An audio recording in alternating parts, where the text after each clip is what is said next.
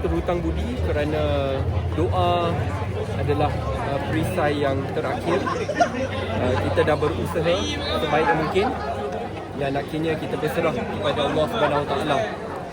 Kerana itulah tempat terbaik yang akhirnya akan menentukan kemenangan atau kekalahan selepas kita sudah berusaha sebaik yang mungkin.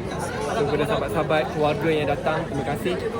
Bagi mereka yang tidak hadir tetapi bersama secara virtual, berdoa, buat solat hajat, baca Yasin, terima kasih. Saya terhutang budi. Lebih beberapa lagi 5 hari kan sebelum kita dapat tahu keputusan akhir. Mungkin YB boleh kongsikan perasaan YB ketika ini? Saya tenang kerana saya yakin saya berada di pihak yang betul. Dah melalui proses kehakiman, sekarang dah masuk tahun ke-6 dan nak masuk tahun yang ke-7.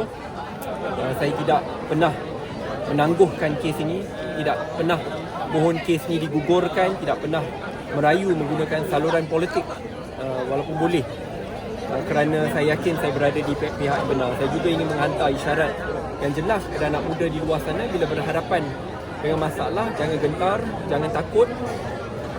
Kita perlu sentiasa berprinsip, bermaruah, kerana akhirnya perjuangan itu jauh lebih besar daripada individu ataupun personality semata-mata.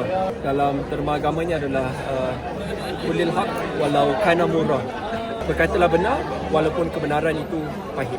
So, adakah ia dah bersedia dengan kebarangkalian yang akan berlaku pada hari tersebut? Saya secara peribadi memang sudah bersedia. Sebab tu saya kata akhirnya bila kita ada buat solat hajat pada malam ini, kita serahkan sepenuhnya tangan Allah Subhanahu Wa Taala. Mungkin selain itu juga kita tahu tunang juga mungkin dia memberi sedikit kata-kata ke ataupun semangat kepada YB member. Saya dah anggapkan sebagai keluarga pun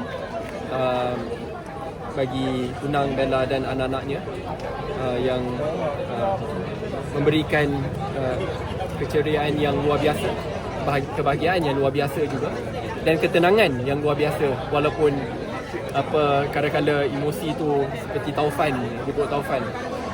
Tetapi harapan saya, insya-Allah kalau semua berjalan dengan baik pada Selasa depan, itu juga berkat kerana doa dari mereka dan sokongan dari mereka. Selain YB, keluarga terdekat dan sahabat anda, ada jutaan lagi rakyat Malaysia yang berdebar-debar menantikan keputusan pada hari Selasa kan. Seandainya keputusan itu tidak memihak ke YB, ramai tertanya adakah perkahwinan YB akan diteruskan ataupun sebaliknya?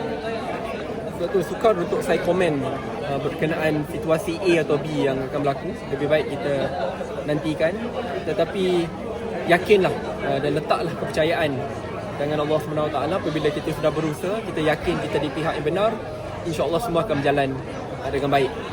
Dan saya nantikan keputusan itu selepas lebih 6 tahun dan saya berdoa semua akan berjalan dengan baik.